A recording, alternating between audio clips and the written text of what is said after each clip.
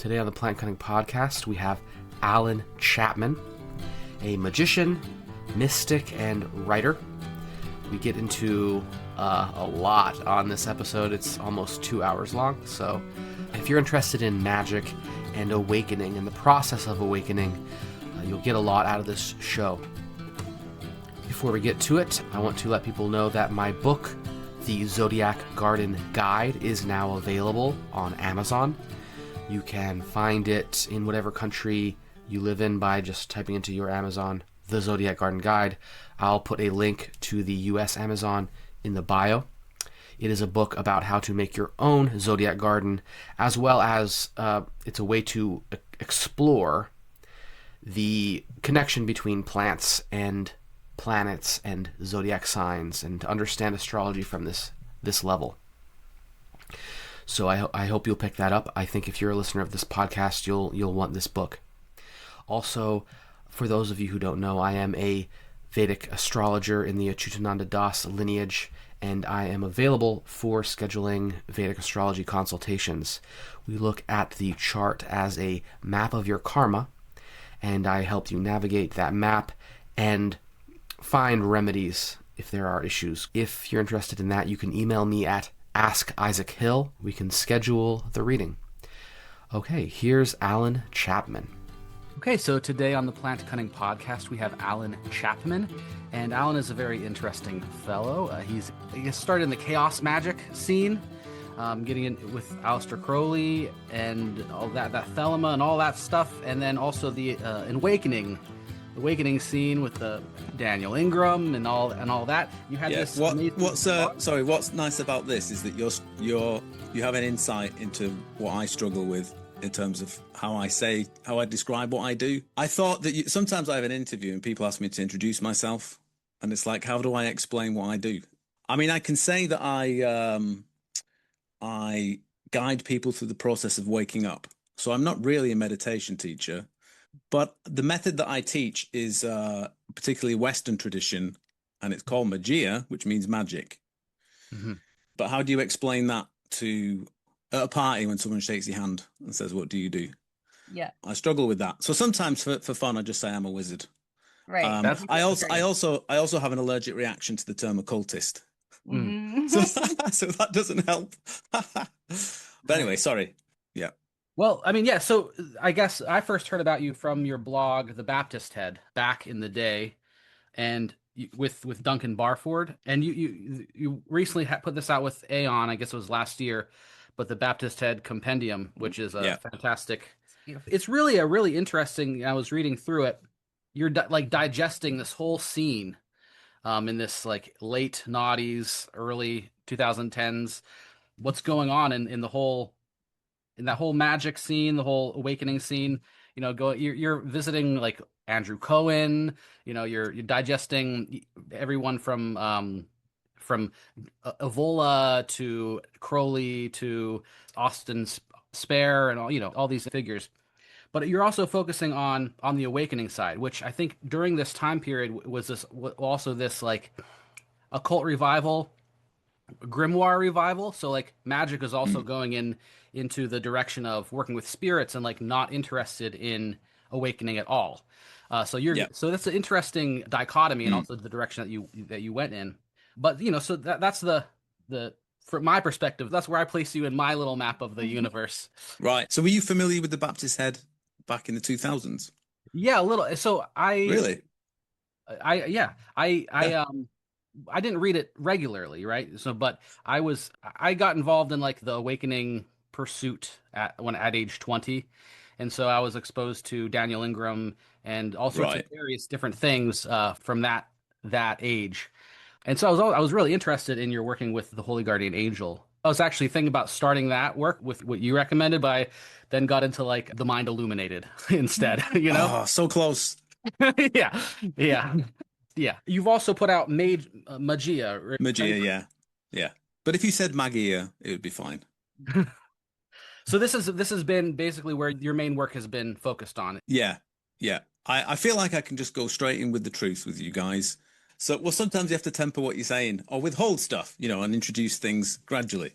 Right, right. Mhm. But the way I would think about it is this. So the Baptist head period, that was when, like you said, me and Duncan were exploring the practical Dharma. We're exploring all these different methods and maps and so on as we're going through these stages and recording it and then doing our best to digest what's available to us. It's questionable how well we digested that material. I won't carry on with that metaphor, but it was around about I'd say, but maybe 2013 is when there was a deepening of the awakening process for me personally, where I felt like I was fully here for the first time. Mm. That led to a number of years of a certain kind of work. And then the book Magia was produced, spoken from a different state of consciousness, which the way I would phrase it is that that's a book I brought with me when I incarnated. Mm. Mm-hmm. Okay. Right. Now, you can see that that's far beyond the scope of the usual kind of discussion you might have in terms of practical Dharma. Right. It's and that's been my experience. So during the Baptist Head period, we were already flirting with some things that didn't really fall within the purview of a gesture, a scientific approach to waking up on non-duality. So there's recognition that you can do practices. There are these states and stages that you go through. You can take all that with a grain of salt, pinch of salt. There might be some research, that might back some of this stuff up. We can talk about the brain and that kind of a thing. We can have awakenings for sure, and we can repeat the experiment if you like, and then have a group of peers who we can compare notes with, that kind of a thing. But there's other stuff that comes along with waking up, such as so I'm thinking specifically of you mentioned Andrew Cohen, but specifically the phenomenon of transmission, which is where you participate in the same state of consciousness as a teacher or someone who's realized. I mean, that really wasn't included in the pragmatic Dharma or practical Dharma approach at the time, but we were willing to go and run that experiment and see if something might happen. And that's why we went to visit Andrew Cohen.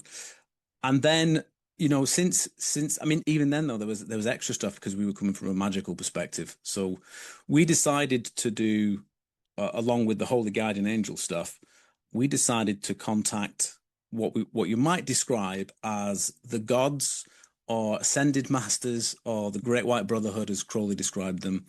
But the idea of perhaps advanced souls who are responsible for the destiny of the human race on the planet, right? So we decided to contact one of those beings, and that being was called Tempe, and it's catalogued in the Baptist Head, and he made a number of predictions.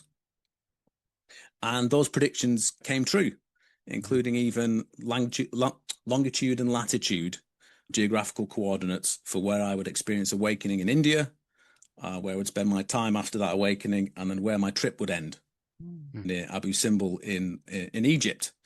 And so you can see we're already including things that aren't normally within the scope of what might pass for a good lecture at the Science and Non-Duality Conference. Sure. Yeah. It's a bit, we're already out there. Anyway, it gets, the more you wake up, right? I could put it this way.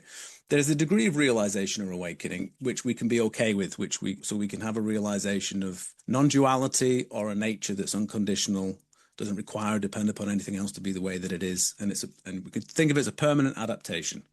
And we talk about that as awakening. And sometimes that's then presented as the end of the road. In practical Dharma or in, say, Daniel Ingram's model, although I don't know if he's revised this since then, but this would be fourth path, what he calls fourth path for any practical Dharma nerds out there. You can have that degree of realization, but you can still hold on to certain beliefs. It's still possible to hold on and entertain certain beliefs there, like maybe the brain has something to do with it. Maybe we can jettison all of the accumulated baggage of the traditions that we've inherited from around the world that describe awakening, give us these practices and so on, and maybe we can create some kind of scientific jargon instead, to map this terrain with greater insight, we can be accurate about it, that kind of a thing. However, once you go past that stage of waking up, right, which is this next stage, ironically described by all these traditions, things become too miraculous, right? They become too good to be true, the nature that you're encountering. And there's only one word for it, which is divine. There's no way of escaping it. And those beliefs have to go.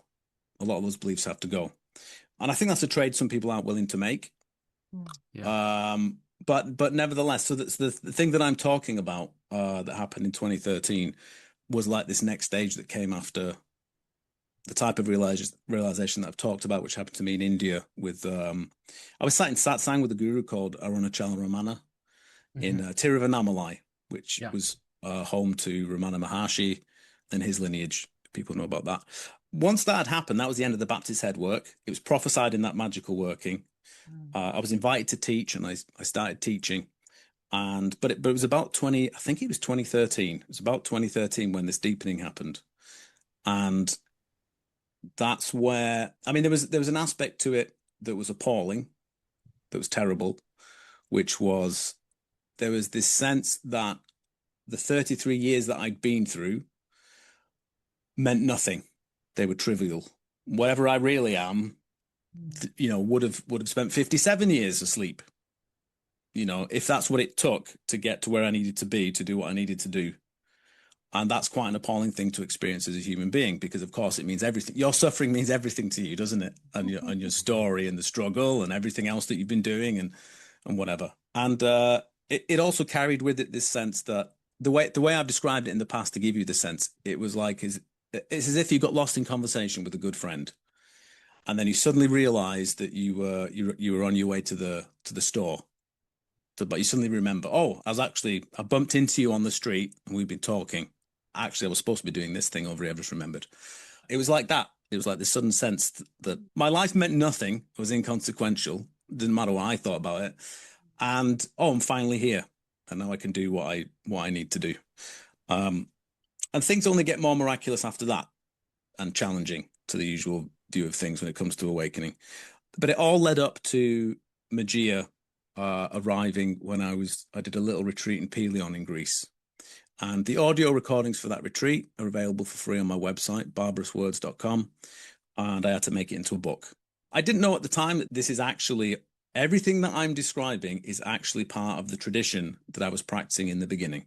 And I had no idea. And it always goes back to, well, you can trace it through time, through any period, but it seems to be most easily located at the beginning and the end of ages. When you see people doing this work. Yeah. Okay. Yeah, that makes sense. Seems like we're about there right now. Yeah. But it's interesting to me too, like how tradition shapes experience, I guess is one way of saying it, but also like coming from a chaos magic background, like you're more able to be practical, I guess, and like just try things and try lots of different things. Whereas like a lot of traditional like lineages are in a certain way pretty ossified. And that has value too, I think. It also, I think, depends on the person, because I think some people can go through a chaos magic background and just whatever. But how do okay, so there's like so many directions we could go here, but I want to back up first and ask you like a fundamental question that I always ask people that we have on the show. This is something that my spiritual teacher Richard Rose would ask people, and it's what do you know for sure? What do I know for sure?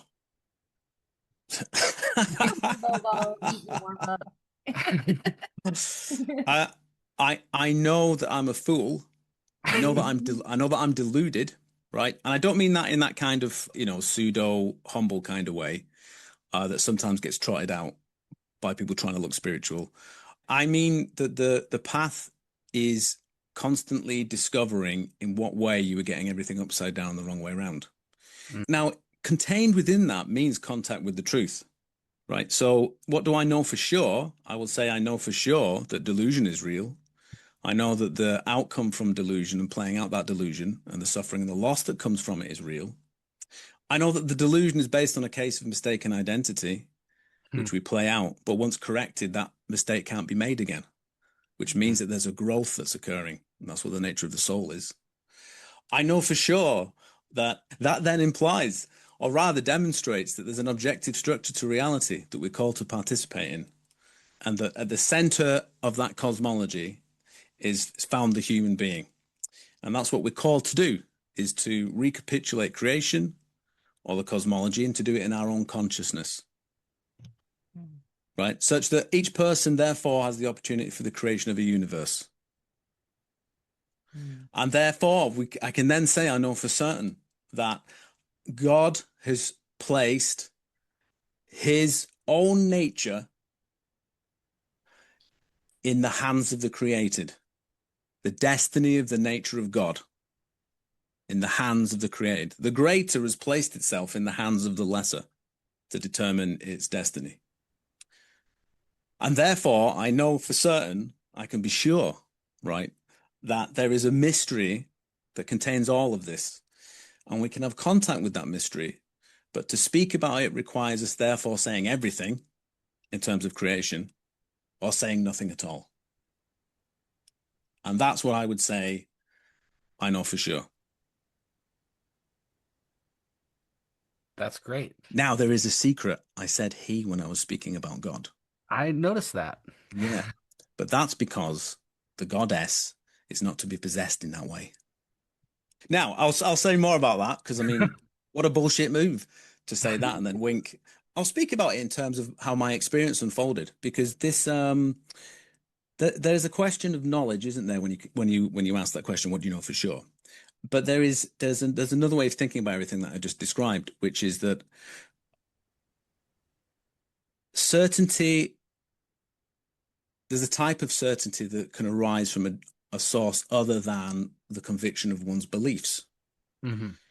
For instance, there is the certainty that comes from making sense. If I say a sentence to you and I use correct grammar, there's a certainty in terms of it making sense, regardless of any truth claims that might come out of the sentence, right? So you're not being asked to believe in it or disbelieve in it or whatever, or prove it, that kind of a thing. It's just, does that make sense or not? Have you communicated in a way that makes sense? There's also a different kind of certainty. So everything that I just described, I would argue, is just like putting a sentence together. It's putting something into words that's already the case. But it requires us putting it into words to participate in it. That's what practice is to make it conscious. So we become conscious of a process we're already a part of that we're called to participate in. And by putting it into words, which is what a teaching is or a practice, it makes it more conscious, which allows us to participate in it to a great degree. And the process is really the same thing as the process of incarnation. We just expedite it with our practice so that we die whilst we're still alive. So on. Now, there's another kind of certainty, which comes out of faith. Comes out of faith. What do I mean by faith? I don't mean faith in a proposition or a belief or something like that, but rather trust in something that that already comes prior within your own being, which you know first, right? So in Magia, we call this a silent knowing. Why is it a silent knowing? It's because it's that organic impulse behind the seeking that happens when you start to become more conscious of your position in the world and you start to become aware of something else. There's something else and you're looking for it. There's more than this. There's something beyond these appearances and I'm looking for it. You don't have the words, you don't have the practices, you haven't read the books, so many of those things. This thing comes first and we learn the words after. Mm-hmm. And it's the thing that propels us through this journey such that we experience this curious thing of we come across candidates for what we're looking for. And somehow over time, we recognize that we've made a case of mistaken identity. Oh, this isn't the thing I'm actually looking for. I'm looking for something else. I thought it was it. It's not actually. And you see that there's a process of, there are many candidates at first and they get narrowed down more and more and more until there's just one. There's just one thing that you're aimed at. So silent knowing, it's like a knowing of something that you're already familiar with. Otherwise, how could you look for it? But it's silent because it's not been put into words. You're the one putting it into words, or rather, it's like you could think of yourself and your life as the word that's making it conscious. Yeah. And it's required. It's required. So you have this dance between speech and what we can call silence. And following that silent knowing, that's all I've ever been doing with my practice. It's led me through this entire process that I've talked about, this story, this spiritual biography, if you like. And the way in which, let's say, the speech became articulated in a very particular way was with God, being the God Ion, the Greek God Ion, whom I knew nothing about, sometimes presented as the God of eternity or eternal life, something like that. But then immediately following on the heels of contact with that God was the goddess. and the goddess is silence. So if he's speech, she's silence, and these two go together, such that in the god's name, the goddess is hidden. Right, but if you say a name, that's not a real name, because her nature is silence. She's also wisdom. She's there at the beginning and at the end of the what we might call the circle of creation, but the process that you go through waking up. And therefore she can be known as Sophia. So there's Ion and there's Sophia. And then, to my surprise, there's Jesus. So there is the incarnation of both of those natures that I've just talked about. And I was recently surprised to discover that the very first instance of Ion appearing is actually in the Old Testament, and he appears right alongside Sophia. They both appear at the same time. Anyway, I'm sort of digressing, but that is how you can understand the deities involved with Magia. Why I might say God, why I'm going to say he. There's a reason for that. And I mean, the Jesus thing is a different. Oh, there's so much to say about that. I don't know. I don't even know where to begin. But I'll pause there. If you've got any questions, I appreciate that's a lot that I've just thrown at you. Yeah, there are so many directions. Would you call yourself a Gnostic? I guess is the first. Those are very Gnostic deities there. Yes. Well, I don't think Gnosticism exists. I think that is, in one sense, it's a legacy issue coming from academia. Yeah. On the other hand, it's also a bullshit term, like the word orthodoxy, made up by the church.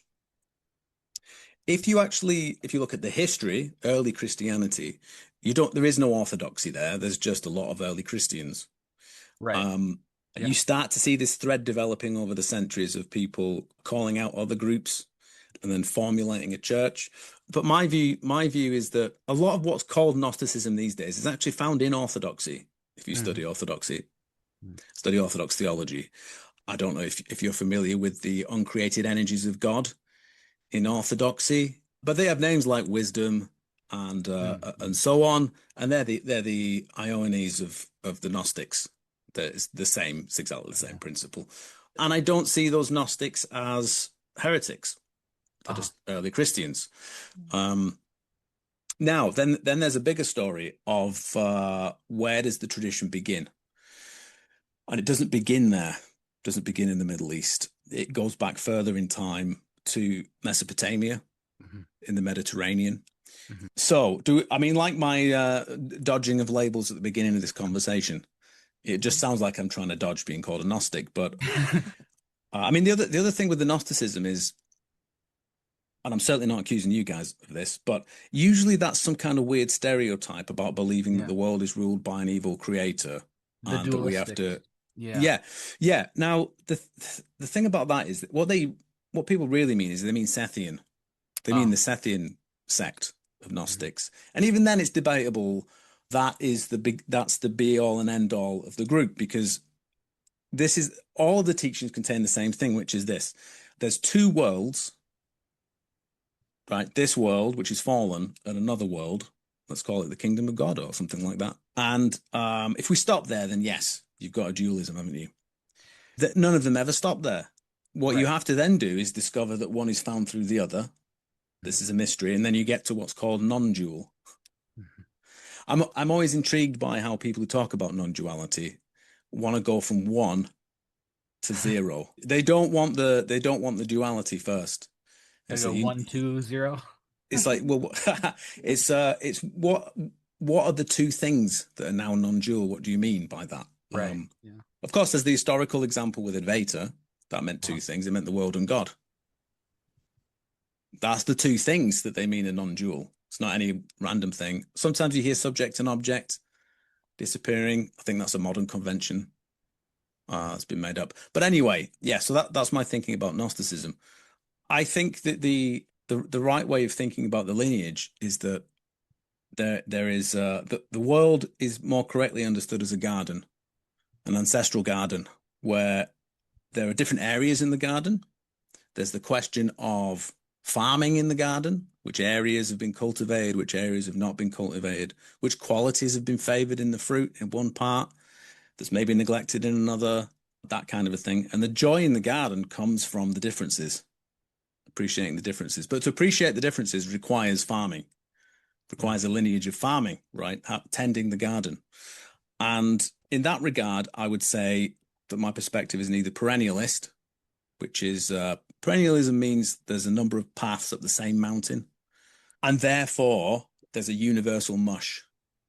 All traditions are just interchangeable. You know, you can do a bit of Zen over here, a bit of shamanism over here. It's all the same thing, right? What's the difference between the two? There's no east or west. You know, it's all just one big mush, something like that. But I also think that thinking about it in terms of a garden also, it avoids the other pitfall, which is traditionalism with a capital T. Right. Which is like a kind of chauvinism around your own tradition.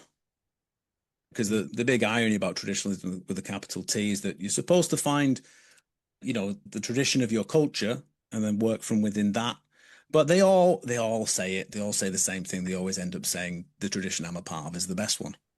Yeah. It's the one that everyone should join. Right. Yeah. They all end up doing that. Yes. So I think we should avoid universal mush. And it's precisely where there's friction or there's differences that we get the flavor. Yeah. And that's what it's about. So you don't, you know, there's no chauvinism in there thinking one part of the garden's better than another, but there is an appreciation of differences, and then we get to enjoy the garden. And so that's how I think about the lineage. And I think about my work as gardening work in a part of the garden, a certain part of the garden, where perhaps it's been neglected, or some people suspect that there are no plants in that part of the garden, but actually it turns out that there's lots of roots under there, under the ground. Love that. You know, as a gardener, yeah, I really enjoy that metaphor, and I also I think it's a very apt metaphor too. Also, as somebody who is trained in multiple different traditions, you know, like there's very big differences between the traditions, and you can't just mix and match them. You know, there's a coherence to the language of each tradition. But then it also, like, this is something that I'm still inquiring about in terms of traditions. And we just had another fellow person who came out of the chaos magic scene, Gordon White, on the show, and we talked about this last week. But it's not that there's one mountain that everyone goes up the same mountain, but it's also are there many is every person their own mountain? But also, it is what you experienced, like what Ramana Maharshi experienced, what the Buddha experienced, what St. John of the Cross, are those all the same things, or are they? Yeah. So the way to think about it is, the usual move is to think in terms of generalities. Yeah. Is this generally true? If something is general, right, or it's an average or something like that, what it actually means is not true in every circumstance. It's not true in every circumstance. So this is the nature of belief. Any belief or opinion someone might have is of that nature. Now, there's an alternative to having beliefs, which is to allow whatever it is you're engaging with to disclose its own nature. And you can lend your consciousness to whatever it is that's unfolding, and you can put it into words. Put it into words to make a sentence that just makes sense. It's either there or it isn't. That's all you need to do. And that's a combination of two things, right? The particulars, so that means what's unique in that circumstance. And you don't find it anywhere else, completely unique, right? One off. Particulars, and then universals. Universals mean true in every circumstance forever. True before an awakening, during it, and after, right? In any part of the garden. Right, universals. And it's the combination of the particular and the universal that coming together, these opposites, that then produces creation. That's what creation is. That's what generation is. So the traditions not being interchangeable, we'll be focusing there on the particulars. Yeah.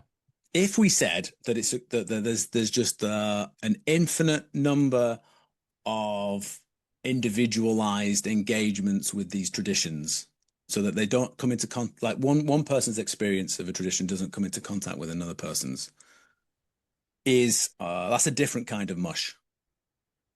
That's a different kind of mush than everything just being mashed together. It's a weird kind of foam, isn't it? And it's also, what can we say? It's demonstrably false through the path itself. So how can we know this to be demonstrably false? Because of things like transmission. Yeah.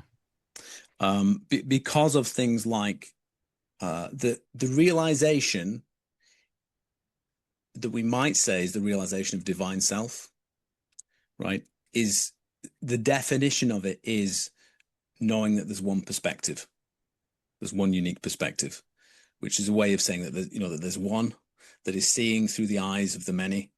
Mm-hmm. And this can be a direct experience where you can be in conversation with someone if they're waking up, where you are looking at yourself in their eyes.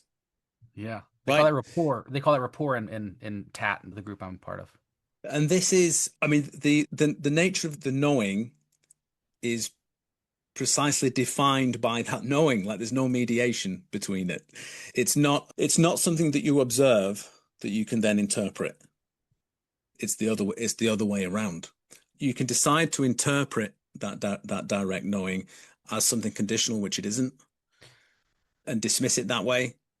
If you wanted to make that move, there's a dynamic involved there that's it's slightly what can I say? Sometimes we talk about this stuff like we talk about traditions, and it's almost like they're divorced from people. You get a person and they can do it, or someone might have certain beliefs about things, and the thing that they have a belief about is over here, and they're observing it and thinking things about it.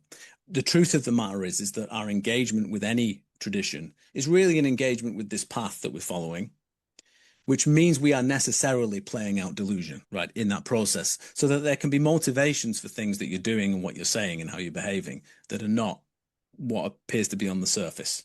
Does that make sense? Yeah, so you're uncovering unconscious beliefs through the process of walking the path of whatever tradition you're.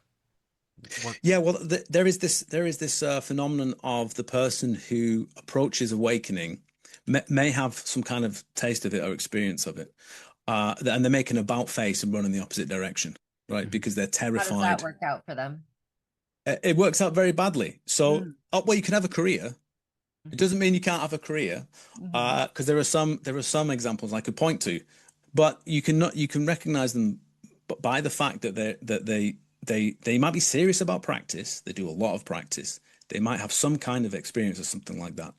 And then they'll turn the entire tradition on its head and say things like, it was never about awakening. Mystical experiences are just silly. They're just silly things. We can forget about them. And it was never about that in the first place. Like the Buddha's teaching is actually like a proto-secular humanism. And it never had anything to do with waking up. And they'll make a career where they'll go around and they'll poison the path for everyone else by telling them to run in the opposite direction. And it's a bad place to be. It's a bad place to be because that process, once it's unfolding, it will conclude.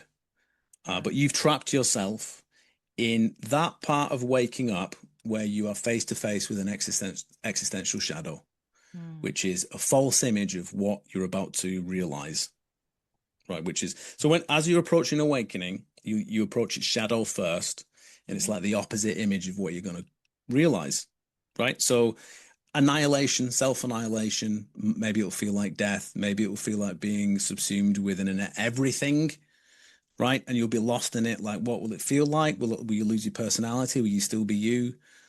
Maybe you'll go insane. Yeah. Maybe you're going to lose your mind, etc., etc.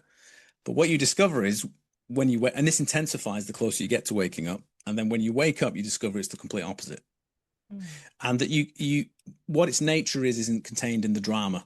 You couldn't conceive of what its nature is as you were approaching it. But it requires you to trust that silent knowing to travel through the appearance. Some people don't. They get so far and then they believe the appearance instead and then run in the opposite direction. I mean, you can have some sympathy for that, but it does display a lack of courage and a lack of trust in what's brought you that far. Now, the same can be true with traditions. It's very, very common for a certain stage of waking up for people to get preoccupied with tradition, what tradition they belong to, where their home is, right? Yeah, and spiritual ego in a certain way. Well, ironically, it comes after awakening. Okay. So someone can have a full-blown awakening, finally, non-duality, it's abiding, it's the full thing. It's the full thing. I'm an awakened human. What do I do with that? What do I do now? I need to find... They become obsessed as well with morality. Because it becomes very clear in consciousness, those behaviors that you have that are not in line with what's been realized. And that friction can be painful. It's also a weird place to be, where you sometimes see this with people where a certain amount of delusion has fallen away because they've woken up. So you might say internally, in terms of consciousness, there's a frictionlessness to consciousness that results from that. But what's remaining, the delusion inside, the shadows we play out, the roles in our dramas, our problems, whatever we want to define them. Well, now they're in a frictionless space, and they used to have, I don't know, 20% of the space. Right now they have the whole thing. And there's a weird in-between period where there can be a certain edge to people, to their personalities, that's abrasive, where these things that are not yet resolved are playing themselves out within an awakened consciousness. And that can be sometimes it can be unpleasant being around those people. But anyway, at that point, they tend to be obsessed with morality, how to behave, and it's tradition as a framework for how to orient yourself in an awakened fashion, as if there's such a thing as awakened behavior and unawakened behavior. The next realization will be the end of that drama. And then there's another one. You'll then get preoccupied with is and is not, isness and thusness, and how is there is and how is there is not? How is there being and not being? Like, anyway, these preoccupations continue. There's a number of them, but I've been doing this long enough now with students that sometimes it only takes me a few minutes to speak. You know, if they ask me a question, they're like, I've got a question, and they ask me a question, I can tell what drama they're in. Yeah. And therefore, like, that's speaking to the universal structure of things. It's not that complicated, and once you've seen it a few times, it just keeps repeating. You just see it everywhere. It just keeps coming back, and then makes your job easier if you're familiar with it.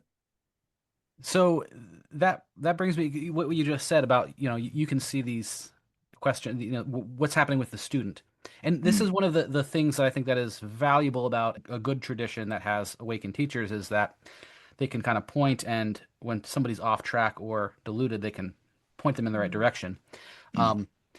But from your journey, it seems like you had your HGA and different teachers and so on, but reading through the Baptist Head Compendium again, I saw how easily it could be to be deluded, especially with an HGA, which is not a physical teacher there.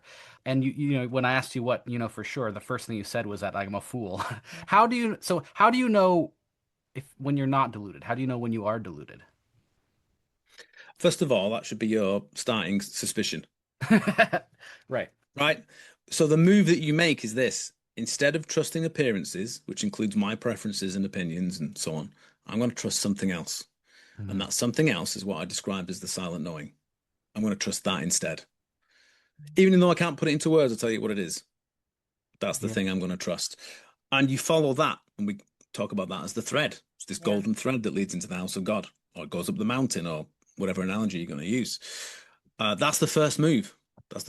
So it was never on us to have to be the source of our own awakening.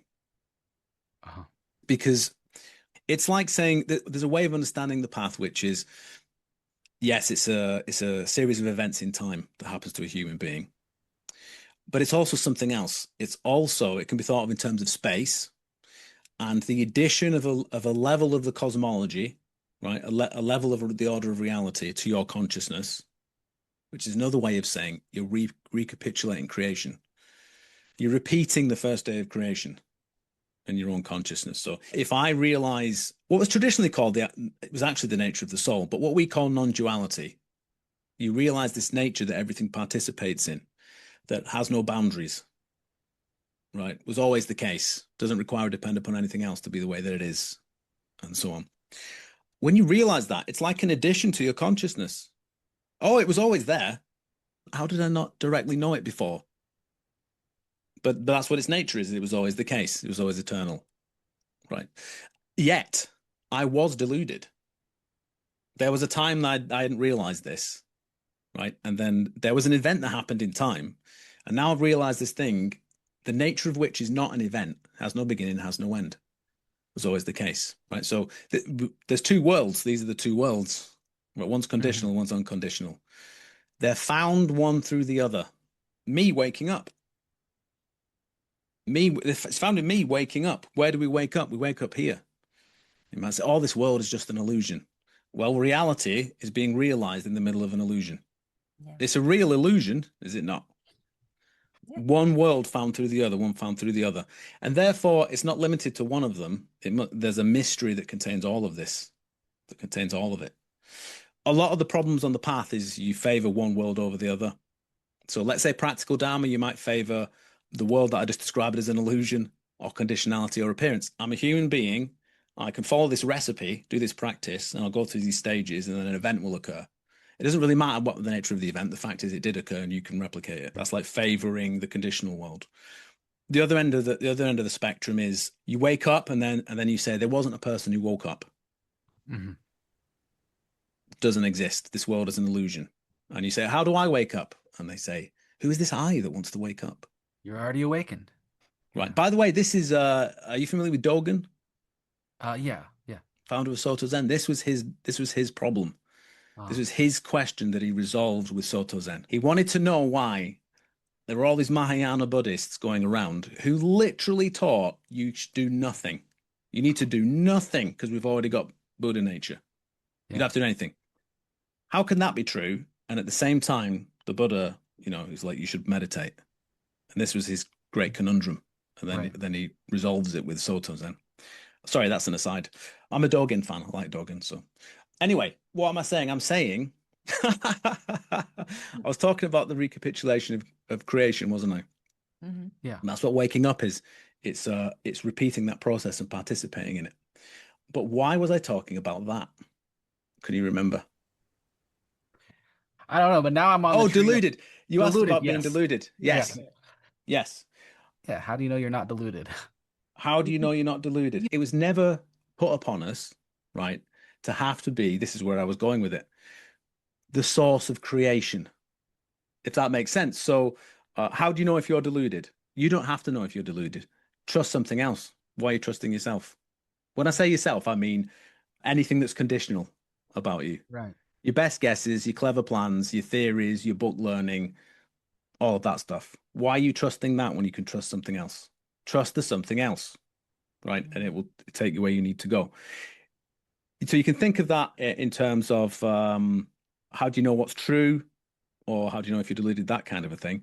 But there's another way of putting that, because if it's the recapitulation of creation, this process, if that's what it is, then you can think of all delusion really as you thinking that you are the origin of creation, like it's and you're responsible for it. So when waking up, trying to wake up, right, your preoccupation is with how do I understand divine mind? That might be one way of putting it. The nature of consciousness, this non-dual thing. How do I realize it? Maybe if I read the right words in the right order in a certain book, right, it might happen. If I do practices in the right order or in the right dosage, or something, maybe it will happen if I see the right teacher. But it's all you can think about in terms of mind. It's like, how do I realize? How do I wake up? Once that's happened, right, that drama falls away. And it's like, it's not conditional. Doesn't matter what you read. It's not book learning. It's not practice. None of these things, right? That's just what its nature is. The next preoccupation is how do I enact the divine realization, this awakening? How do I enact it? What's enlightened behavior and what's unenlightened? Because it feels painful what I find myself doing. But that's another way of saying the relationship that the divine has with itself is absent. In the same way that you thought the divine mind or consciousness was absent when you were trying to wake up. So you're trying to wake up, and it's as if you're going to be the origin of consciousness. If I do the right practice in the right way, I'll be the origin of this divine consciousness. It will pop out or something like that. The waking up is realizing, oh, it was always the case, and I was never going to be the origin of it because I can't be, because I'm conditional. Right. It's the unconditional that. Yeah.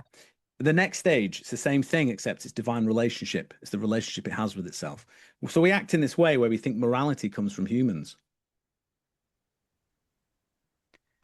If I join this cult over here, or put these robes on over there, or so, and I have this framework, right, then I'll be moral. I'll act in an awakened way. That's what I will do. Yeah. But what if the nature that you've realized has a relationship with itself, has a natural activity that is good in and of itself, of which human morality is a parody. Yeah. The drama will come to an end. It doesn't mean you'll just do anything like that bullshit crazy wisdom idea. It means that the nature that's been realized is now free to express its own activity or nature in the world, and its nature is the good itself. Right. You know, as the Greeks might have put it. And so Yeah, putting into the yeah. human morality actually limits it. You know, a lot of traditions can be understood as well. I mean, technically, they're all like this. There's the realization, the expression of the realization, right? Then the expression of the realization gets taken as the method to attain the realization. Yeah. You see that pattern over and over again. Yeah. And it doesn't necessarily mean that taking the expression and using it as the vehicle is necessarily deluded or wrong. There is the question of whether you understand what the expression means. So you see this repeated over and over and over again. Ramana Maharshi is a great example with his practice of self-inquiry. I don't know if you're familiar with that. Oh, yeah. But Ramana Maharshi used to sit there and he'd have visitors. For some of those visitors, they would start to participate in his state of consciousness. Transmission, that would start to happen. And they would have this realization. Now, there's the question of whether it's stuck or not. Yeah. But we'll leave that technical issue aside. They'll have this realization, and this question would then arise, which was something like, who am I? This was then taken as a method that Ramana Maharshi taught, and people practice this thing called self-inquiry. Yeah. Right. But he never did that. People would just wake up and the question would arise spontaneously. But the question was more like a pointer that you didn't answer because it was evident what the answer is. Like there is an answer. Yeah. Yeah. As in, not... like, yeah, go on. Well, I mean, from self-inquiry is sort of one of my main, like, asked who am I maybe a million times, right? And I still don't know from the conditional perspective what I am. It's a conundrum. Right. I know that I exist or something exists. Something is me, but there's not, I don't know what that is. So you can appreciate, you can ask that question within a particular drama, which is, I'm asking this question and I don't know what the answer is. Or I'm looking for candidates, but I can't find one. And that's like a practice, isn't it? There's the inversion of that, which is the question is asked not to find what is absent, but rather as the qualification of what's present. Yeah. So it's very similar to the Nisargadatta, focusing on what I am. I am that. Yes. Well, I was going to say, I like to say with that question, who am I? In the instances where we see it being discussed by Ramana Maharshi or the events where it happened and so on, rather than who am I, it's more like saying who I am. Yeah. Yeah. I mean, there's a direct experience of amness when you ask the question. Yeah. But yeah. And it would arise spontaneously for these people. Yeah. You know, like almost like it's that nature speaking on its own behalf through the person's consciousness. With transmission, how do you think that works? Do you have any insight on the mechanism of how transmission works? So there's no mechanism per se. So let me tell you about the drama that happens, because everything's drama. It wasn't until I had this second waking up after the one that's described in the Baptist Head that transmission then became a really recognizable thing for me as a teacher with students. Prior to that, I remember a student used to come around to my flat and he would sit next to me and he was so close to waking up that when he would sit there, he would, for all intents and purposes, be awake. Oh. So there was nothing to talk about. And then he would leave and he would just dip back down again. Okay. Yeah. I was a conundrum. What am I supposed to do about that? I can't address it. I can't address what needs addressing, whilst he's there. Anyway, but it was very minor. These were very minor things. It's not like the stories, and it wasn't like what happened to me and my friend Duncan when we went to see Andrew Cohen. But after my next realization, that's when it started to happen with students. Now, the first thing that occurs to you, because you have things upside down the wrong way around. You always encounter the shadow first. The first thing that happens to you when you're in that situation is you think, can I control it? What is this, and can I control it? Can you point it at someone and Yeah, control? can you zap people? Yeah. I mean, think how seductive this is. You can sit on a chair and students come to you to teach, right? And they just start waking up around you. What does that say about you? And what if you could control it and you could just zap people? What would that make you? Wouldn't that make you the greatest realizer of all time? Like the greatest oh, these other people, they have to go on retreat. They go to teachers and they give them instructions. Come and see me. And I'll just wake you up with my presence. See how seductive that is? Yeah. Now, but necessarily, like anyone who functions in this way as a teacher is lying if they say they don't have to deal with this drama. Yeah. You have to deal with this drama. Totally. Not everyone makes it through that drama. So some car crash spiritual careers, like Andrew Cohen's, are explicable in terms of this drama. Yeah. Especially if you don't understand why you've woken up in the first place or how that happens or something like that. Controlling it. So there's the idea of controlling it. This is the same kind, it's a delusion of the same nature as what I talked about before, really, which is it's like thinking you're the origin of what transmission is. If we drop the word transmission and just think of it in terms of waking up, awakening, right? It's like saying, can I control awakening? Can I make someone wake up, regardless of who they happen to be, with my will alone? Can I do that? And for that to be true, it would have to mean that everything I've said so far isn't true, and that waking up isn't something that requires you saying yes to an invitation, and that the nature of the divine, if we use that as a synonym for transmission or awakening, is something that can be forced upon someone, whether they want it or not. And it's for their own good if it is forced upon them. Right. Anyway, needless to say, all of this is deluded. So what I discovered was that, 'cause I did a couple of experiments on a retreat. I thought, what about this talk of energy being used to move from one person to another, and that they can experience awakening with this transfer of energy? And it's true that you can do that, but I only had to do it once to see that it was delusional. So what I mean is that the mechanism of guru yoga, where I'm sure you guys are familiar with it, where you have the relationship with the teacher as if they are the embodiment of the divine, right? And therefore, how you relate to them as a human being is how you're relating to the divine, right? And if you have the right relationship, then you get to participate in that divine nature. That's what you do. Now, all of that is actually true. However, you don't need to institutionalize that relationship in a way that can enable our delusions rather than act as a buffer against them. There's another way of putting this, which is, if transmission is the same thing as the nature that's realized with an awakening, we can call it something like consciousness or divine mind or divine wisdom, something like that.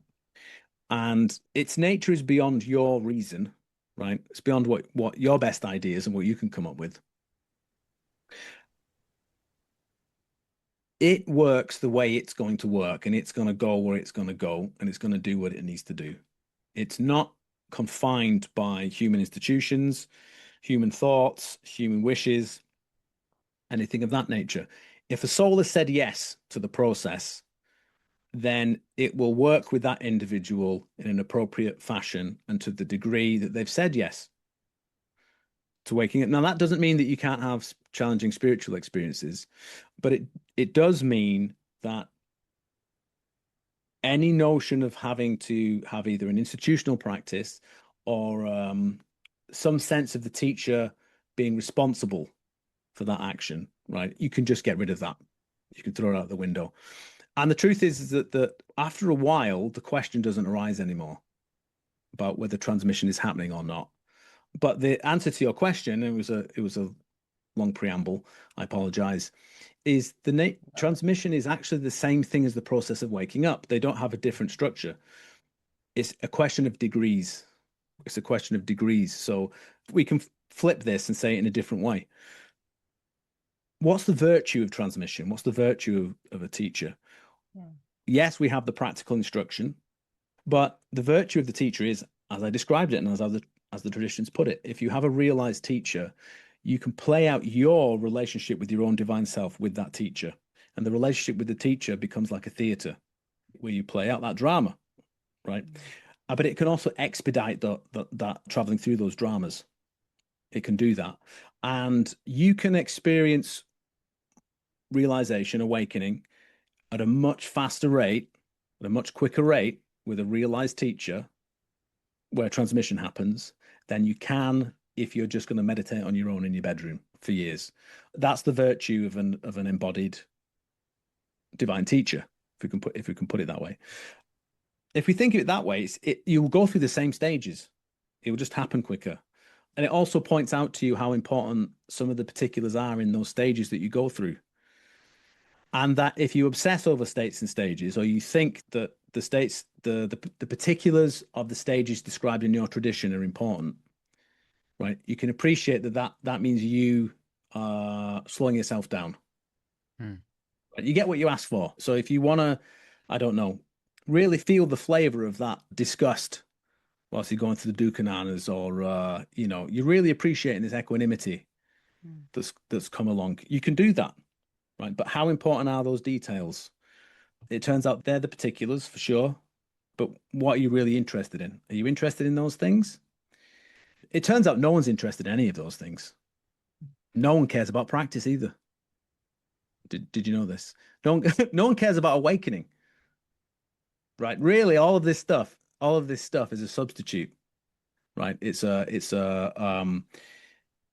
all a substitute. Sometimes, so when we get obsessed about states and stages in practice, right? Why? Because we want to wake up, really.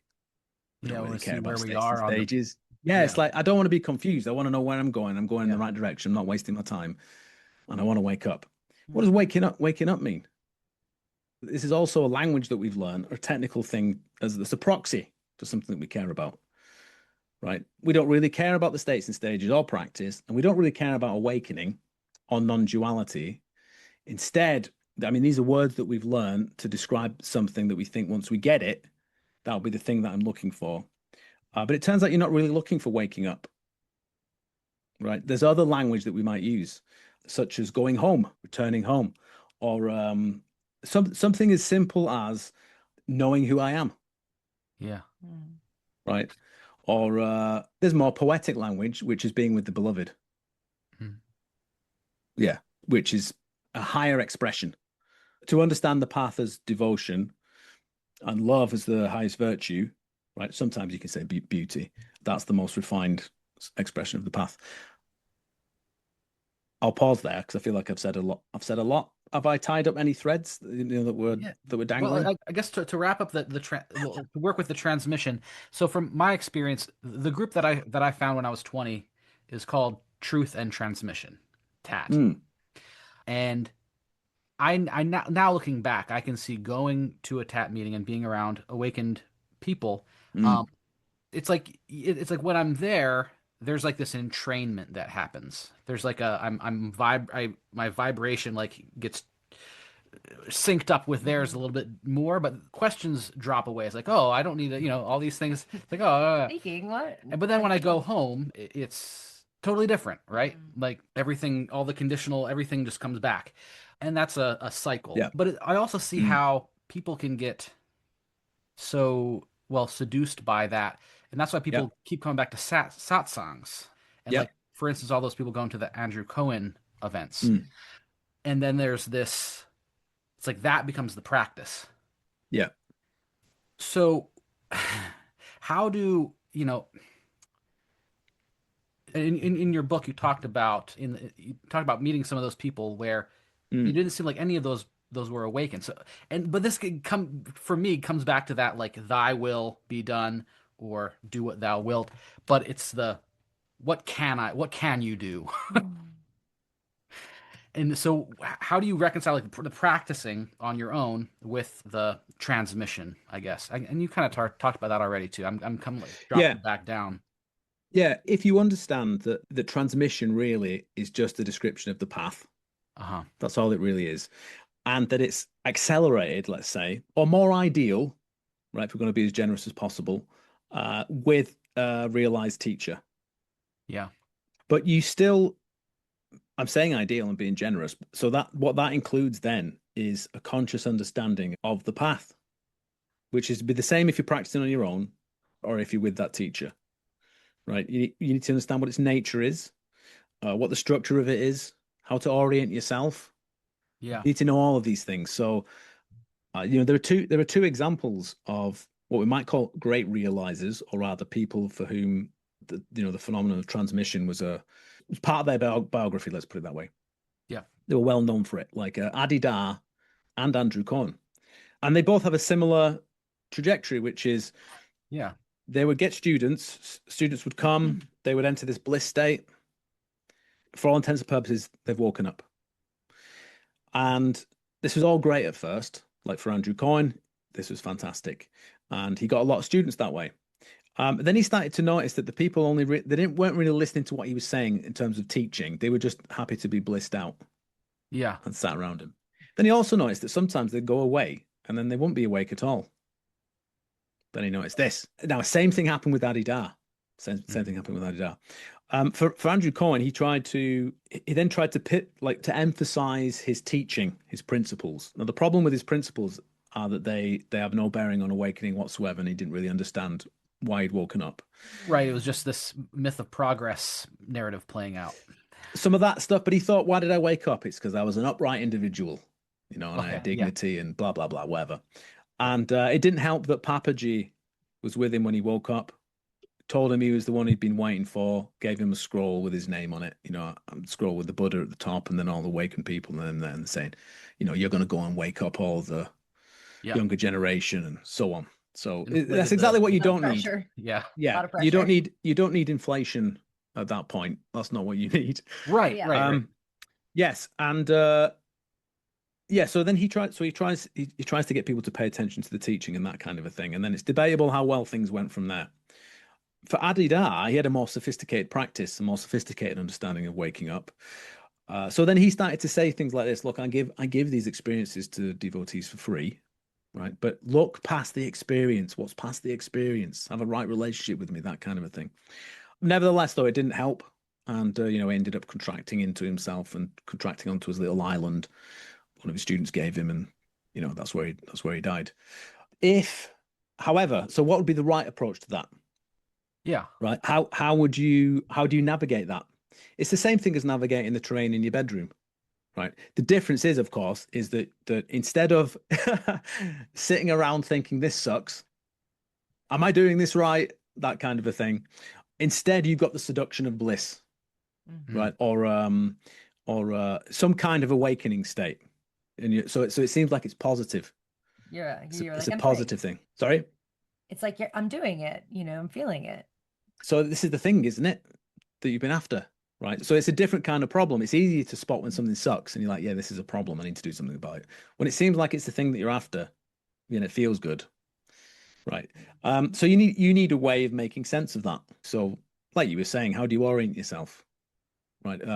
If you understand that the path is you being deluded, right? So you need to trust something else other than yourself, which means that you're going to constantly be catching yourself playing out delusions, relating to things in the wrong way. Right. And that's what practice is. Right. Then what you need to do is to have a constant reminders to do that. So yes, there's the formal practice. Then you have a teacher that's hopefully saying that to you whenever you ask a question, right? You have the teaching spell out in a book that you can study. Like, I need to constantly reorient myself, and then you can proceed from there, can't you? But it's exactly the same, whether you're experiencing those things on a retreat with a teacher, practicing at home. You can experience transmission with a dead teacher. Yeah. Yeah. This is possible. Franklin Merrill Wolf was reading Shankara. Right. Yeah. And yeah. Now there's a flip side to that drama, which is this. What happens if you're a student and you go to a teacher and other people experience transmission, but you don't? Yeah. What do you do about that? Or what about this? You go and it's too overwhelming. There is transmission, but it's too much. It feels terrible. Again, I'm going back to you need an orientation for engaging with that stuff. Because otherwise I might talk again for like half an hour on those, So then that two brings me things. to I the don't want to bore question your of audience. well, that brings us to the question of maps, right? Like how Yeah. do you orient? You have a map. And that was one of the great things about Daniel Ingram is making those maps available. And there are different maps too. From my experience, I haven't really found maps to be very helpful for me because they haven't seemed to work. Like they don't seem to actually Yeah. um Yeah. but I don't think you need a map. I think you need a okay. cosmology. Uh-huh. Okay. That's what you should start with, a cosmology. If you just have a map, you are left with generalities. Like you have to guess, or you have to ask someone who has more experience to give you their best guess. Right. But what if you didn't have to guess? Right. Well, that okay. So to back up, that's been the issue for me is like, how do you even know? How can you be objective about where you are on the map? Yeah. And how can Yeah. anybody else be objective too? They don't know, like they don't Yeah. really see what you're doing day to Yeah. day. The other thing is that like day to day, it seems like these cycles just play out naturally for everybody, Yeah. whether or not they're on a path of awakening, you know, in terms of Mm. like clarity and disgust and just like these highs and lows, Yeah. they're constantly cycling like the Yeah. moon. The orientation it would be this. Yeah. Yeah. Allow whatever it is, whatever it might be, right, that you're interested in. They have a question about. Allow it to disclose its own nature. Stop guessing at what you think it is. Stop trying to make it look like one thing or another. Stop comparing it to other things. Allow it to disclose. Does it have a nature? I think it does have its own nature. Just let's let it say what it is, right? So if you had a practice where I'm going to make this as basic as possible, allow it to disclose its own nature. Okay, what states are involved? You write down what states are involved, right? You're not trying to make it into a stage in a map to see where you might be and where this book says or whatever, right? What's its nature? Who else is involved? Is it just you? What's the situation that you're in? How does it develop over time? What's the sequence? Allow it to disclose its own nature, right? And it will tell you what it is. If you allow it to disclose its own nature sufficiently that it can unfold, if you like, right, until it reaches a total image of itself, you'll see what it is. You'll see what it is. So the reason that I use an agricultural analogy for understanding this stuff is because this is the relationship that exists it's the right way of understanding what the process is. So you are not responsible for the trees that grow in your garden. They grow miraculously all of their own accord, don't they? Yeah. And even if you don't have any trees, right, and you've planted seeds, the thing that you want to grow, right, is present, is it not, in the form of a seed? Yeah. Yeah. So whether it's the seed or the full tree with the fruit, bearing fruit, at no point is the thing that you care about absent. It might be small, right, or it might be big, but it's never absent. What is the role of a gardener, right? Is it to get a pump, an air pump, right, and put it into the tree like that, and then inflate it so it grows? Is that what you do as a gardener? No. Instead, what you do is this: you tend it. You tend the growth of the tree. What does that mean? You give it your attention. You give it your consciousness, so you can prevent any diseases that might be there, to do any pruning that it is that you need to do to make sure it has the food that it needs, the right conditions for its growth to happen. But the growth happens all by itself. Right. It's spring. Is there any point in crying over the fact that you don't have your apples yet? It would be completely foolish, would it not? Right? Running around your garden screaming, why don't I have any apples? Oh, it must just be me. Maybe my brain's broken. I'm not like everyone else. Yeah. It's foolishness. So what if the process is like this? Yeah. What if the thing that you carry around inside yourself that we call the silent knowing, that's like a seed? Well, that's in everyone who's interested in waking up. Some people are not conscious of it, so they're not interested in waking up. It's buried like a seed. It's not ready yet. If you're aware of it, this is like the seed. Right. So I have my seeking that's already happening.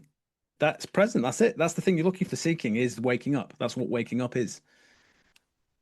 It's there already. It's present. It's like a seed in the darkness of the soil of existence, and it's growing so that it can break the soil and then get into the other world, the light of the other world. That's what it wants to find, right?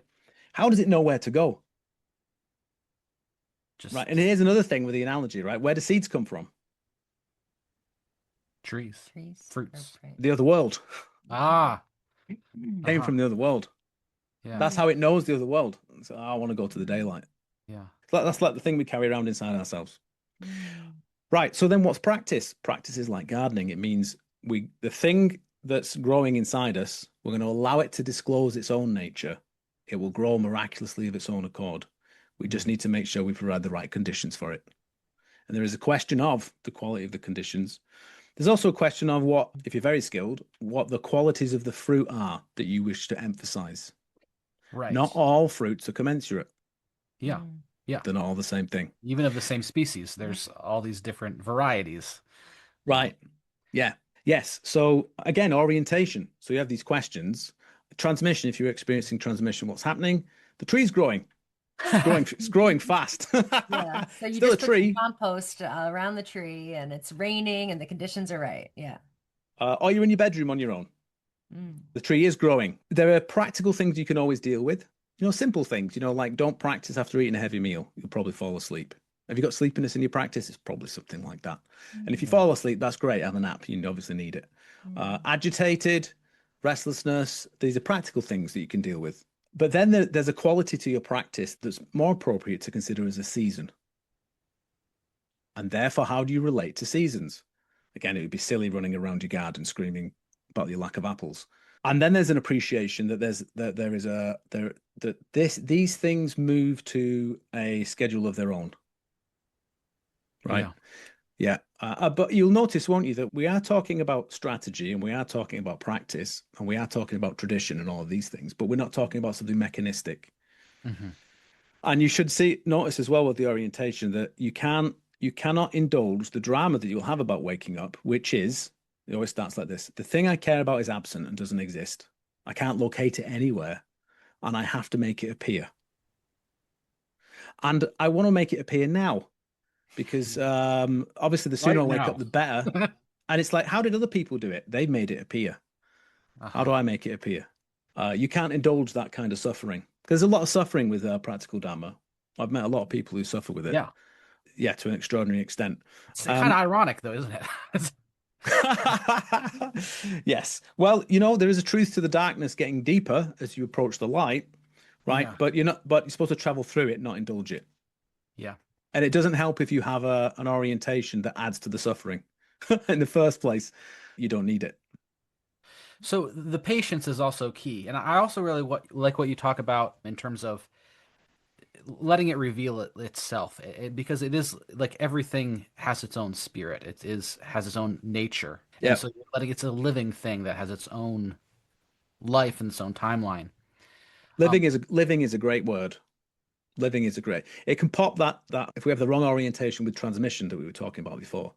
If you just think of that word living, that it's living. Oh, that answers the question. And then it's not mechanistic. Yeah, and I don't control it. It's not my pet. It's yeah. Yes. But trees can be eaten by pests or eaten by the deer or suffocated by weeds. Weeds is a good one, yeah, the analogy. Weeds. Yeah, they're counterfeit trees. Yeah. You can clear the ground. You can clear the ground and other things can grow. Yeah. Right. You got to know what tree is, what the leaf shape is, so you have the right tree. Yeah. Exactly. Yeah. But that also something for me that I've struggled with too has been this like balance between patience and trust and faith and like rationalizing slacking off. Right. Yeah. Yeah. So how do you deal with that? Do you just like just have faith that you're having faith rather than slacking off? Or so when I say faith, I mean something very specific, which is you trust in the silent knowing, right? Yeah. What does that look like? In Magia, right? Outside of formal practice, there is nothing to do. There's nothing to be mindful of. There's nothing to take with you through the day. There's no rules to apply, none of those things. If you do the practice, you're taking care of business. That's how to think about it. The fact that you're doing the practice demonstrates that you are trusting the silent knowing. That's why you're doing the practice. It's already done. Mm. The problem with teaching is you speak and it turns into a curse. So if I say silent knowing, you're now imagining something called silent knowing somewhere like that, and you have to trust it. So it's like, where is it? I'm going to trust that thing. Yeah. And at first as well, people always think silent knowing means what usually comes at the beginning of the path, which is a lot of synchronicities, a feeling of providence, like you're being guided, all these other things. And you mistake those appearances for the silent knowing itself. At a certain point, that will invert, and the silent knowing will carry you into darkness, and it will be dissuasive. But if you need to do that, it's a conjunction of opposites. That's what the path is, conjunction of opposites. So could you say like higher intuition as another way of saying silent knowing, higher intuition? the virtue of me saying why I would say silent knowing is to mean something very precise. You're looking for something that you miss. So that implies that you already know it. So it's like a longing. Yeah. And it's silent because you don't, what is the word for the thing you're looking for? Yeah. I'm going to learn these things and do these things, right? So that's the only virtue. Do you trust that longing to take you where it wants to go? Imagine it could just carry you there. Right, but we don't do that. Instead, we take it as the impetus for solving a problem that doesn't exist. Uh-huh. But that's what we do. We're deluded. We should suspect that from the beginning. We will always catch ourselves doing the thing you're not supposed to be doing. That's the path. Again and again. Yeah, it's not the totality of the path, but it's part of the path. Yeah, it's part of the path. Yes, so silent knowing, if you're doing the practice, you're already following the silent knowing. Of course, someone could just do the practice for other reasons.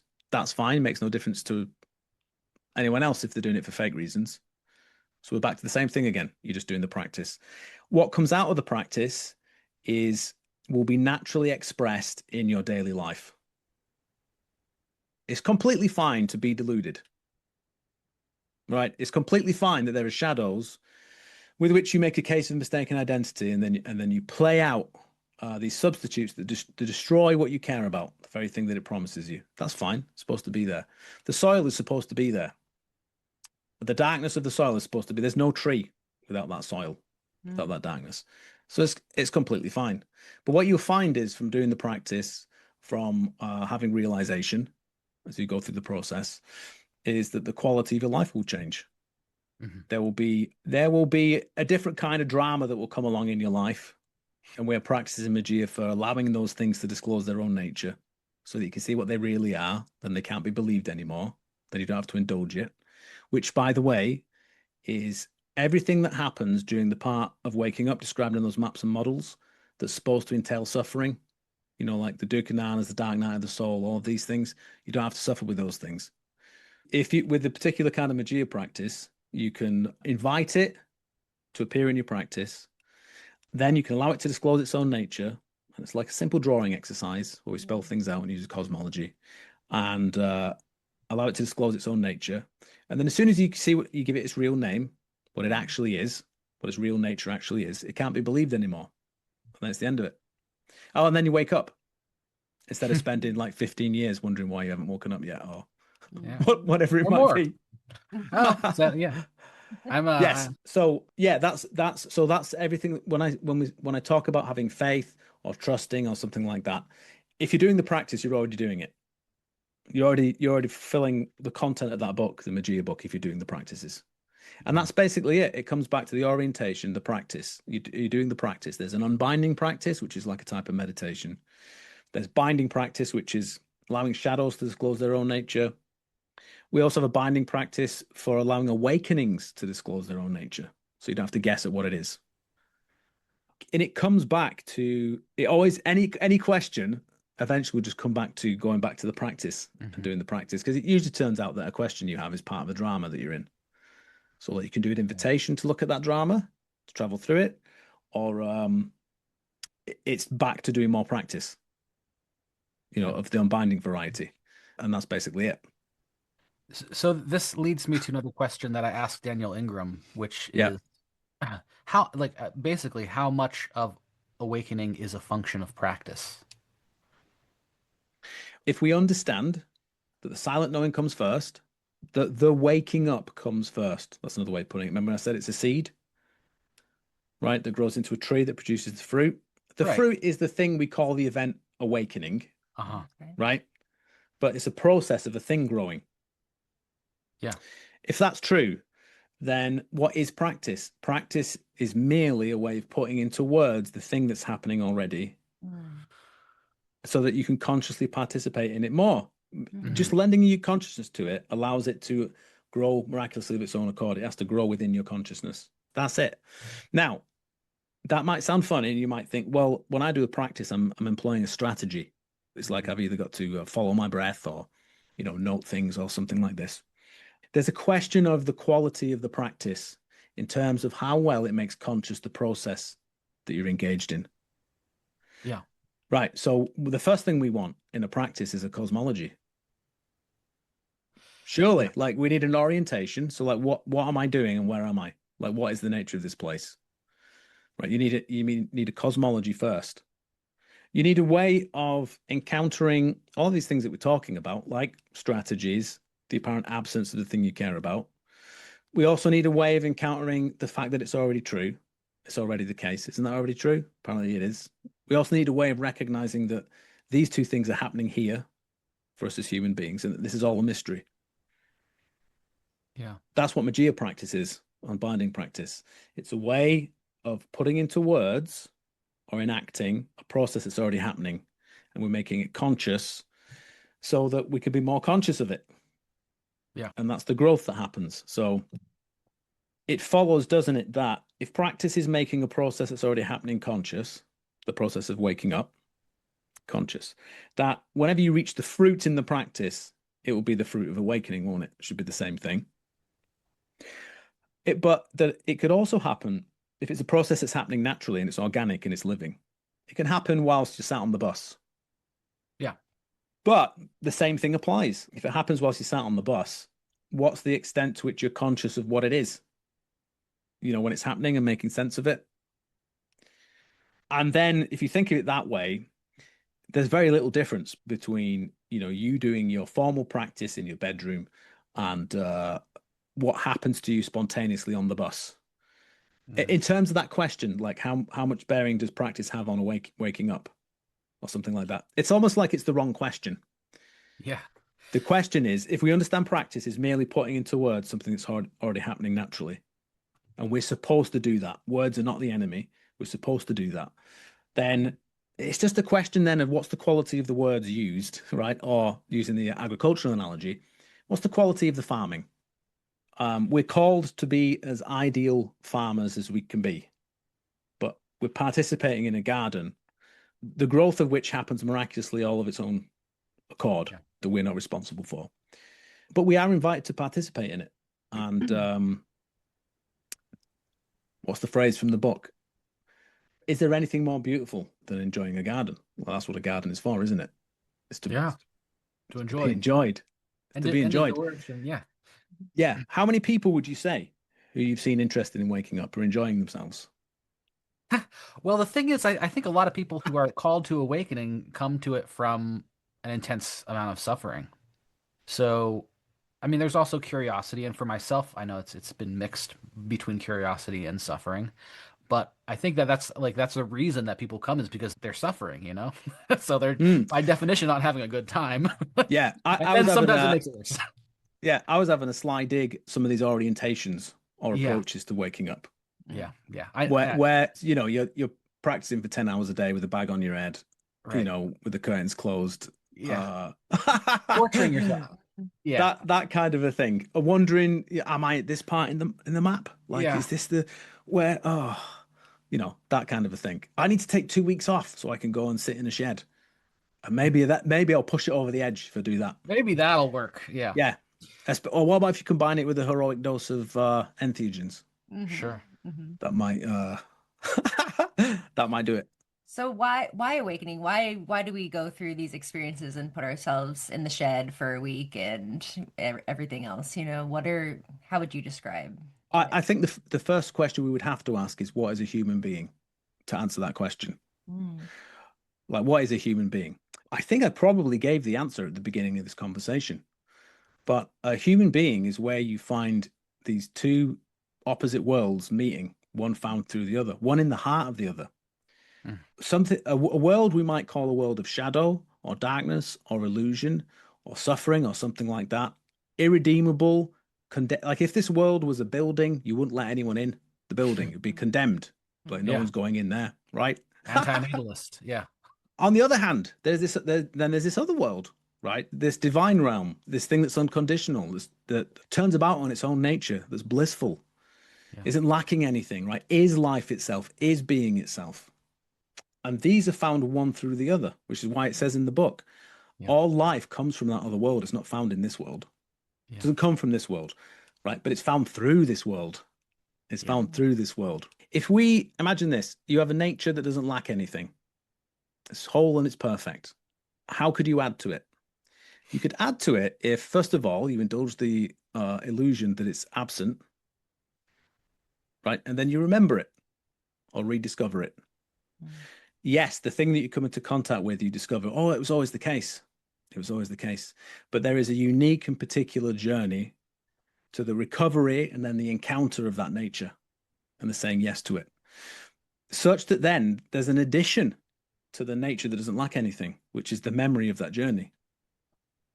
So this is how we add to eternity. This is how the harvest of a human life adds to that other world. So we've got the mixture of these two worlds, one found through the other. That's what the process of waking up really is. It's like we've incarnated to do our farming. Or there's another way of putting it, which is we're seeds planted in the soil of existence. We are the trees. Right, yes. Human beings are trees, yes. And the question then is, do you squander the opportunity? Which is, maybe you do no farming. So what? It just means you're going to have a season with no harvest. But the land, the ground will still be there for the next year. Maybe in not as good shape as it should be, but nevertheless, there's another go, isn't there? Some people, now there's a deeper question here about the nature of incarnation and so on. Not everyone is supposed to wake up. Yeah. That's not the case. But what is waking up? It is merely making conscious and therefore accelerating the process of incarnation that everyone is engaged in. We come here, it's like we're planted in the soil, and at a certain point, we're going to die. Right, well, it will come to an end. The whole thing will come to an end, and that opportunity comes to an end. To add to eternity comes to an end. It's our choice, right, whether we participate in that process or not. It's our choice whether we bring our consciousness to it or not. With waking up, where it's more explicit, the more consciousness that's brought to the situation, right, it becomes easier to see as people interested in waking up. We have that language, don't we? And people doing practices and teachers and whatever. But they're just, it's the same process. It's just accelerated. It's made more conscious. You will die whilst you're alive. So the physical incarnation doesn't come to an end, but it is the same thing as death. That second realization that I talked about, that's death. That's being dead. That's then your consciousness then being in the same place that dead people are. I know this is a different way of talking about it, but that's what it is. When transmission happens, that's because the division between life and death has gone. That's disappeared. There's another way of thinking about that, because we were talking about transmission, which is you can think about yourself realizing that nature here, but it's also true to say you brought that nature into this world, and now the nature is in this world. It can act in a way in that place through that person in a way that it couldn't before. So these two things go hand in hand. Found in the heart of a fallen world, then, right, if we bring our consciousness to it, is this miraculous world, this divine world, found right in the middle of the thing that's apparently condemned and fallen. Likewise, if you travel into the heart of that light, the unconditional, the divine, what does it hold in its heart, right? The thing that's irredeemable, the thing that's fallen, that human beings can't do that. That's not a thing we can do, can we? We can't take that which is damned and fallen and irredeemable and hold it as the most precious thing in our own hearts. That's the thing you care about the most. That's where we bail. We'll bail at some point before we get to that point, right? It requires divine love for that to be true. But this finding one world through the other, this is a way of understanding what the path is, conjunction of opposites. It's why we have our highs, and then it's followed by lows, isn't it? And you'll have noticed they're always of a commensurate intensity. Yeah. It's like they're appropriate opposites. And then when you have a realization, go beyond those opposites, guess what comes along? another pair of opposites. Yeah. Yeah, more challenging and more profound. Yeah, and it repeats like that. Yeah. Not a one and done thing. No, Yeah. no, there is a I mean, the cycle continues. There is the question of at a certain point stepping off the cycle. So awakenings and delusions still continue, but there is something that isn't going through that process anymore. But there's always more awakenings and more delusions. It's just doesn't end, and it gets more and more miraculous. So, like I said before, too miraculous for most of our approaches to waking up to accommodate, I think. Talk about. Well, there's a couple things. I feel like, I don't want to take too much of your time, but I've got more questions. Is that all right? Yeah, go for it. Okay. So there's two things that I wanted to bring up. One of them is, so the cosmology. You're talking about the cosmology. Is the guard in your cosmology? When I said cosmology, there's a number of ways you can describe cosmology, right? Yeah. Ways of looking at it. When I was saying cosmology, I was thinking of the tree, what's called the tree of creation. Right. What would be the most minimal cosmology you can have without being wrong? And it turns out it's a cosmology of 4 steps. A lesser, a greater, a relationship between the two, one found through the other, and then the mystery that contains all of it. What do I mean by not being wrong? If you have a cosmology that only will allow for material world, of brains and perhaps switching parts of the brain off, and that's what waking up is, or something like that, you will be mistaken. You must deny what awakening is when you experience it. If that's the case, there's a conflict, a dissociation that will have to happen as a result of that. And likewise, you can make the other kind of error. Like I said, you favor the other world. It's like, none of this is real. It's all an illusion. You don't have to practice. There is no I, and so on. That recognition that it's not about the opposites. It's about the thing that travels through them. It's about the thing that travels through them. It's that you can think of it as the growth of the tree, or sometimes you can put it this way and think of it as a serpent going back up the tree.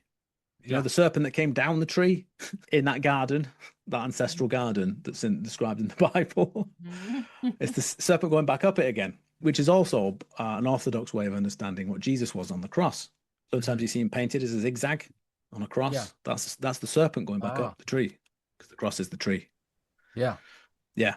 But you can see that's a completion of the circle, a descent and then an ascent back up again. It's completing the circle of creation. Yeah. What was the question? Oh, right. Yeah. So in terms of cosmology, yes, we always start with the tree. So the unbinding practice, the meditation practice, has the same structure as the tree. Yeah. There's a first step to it where we are practical, and we play out that delusion that the thing is absent that we care about, and we're going to do a practice. So that looks like any kind of practical meditation instruction. Then we have a practice that then comes in after a bit, which is the complete opposite. We orient ourselves to reality in terms of it already being the case. Awakening is already true. For that second step, we always use analogy for that, because otherwise you're not going to be able to relate to reality correctly because you can't see it. Right? So you need an analogy to do that. And these two different steps, they bring about a different state of consciousness from doing the practice. What we then do is we compare those states, so we move between them, right? And they're like opposites.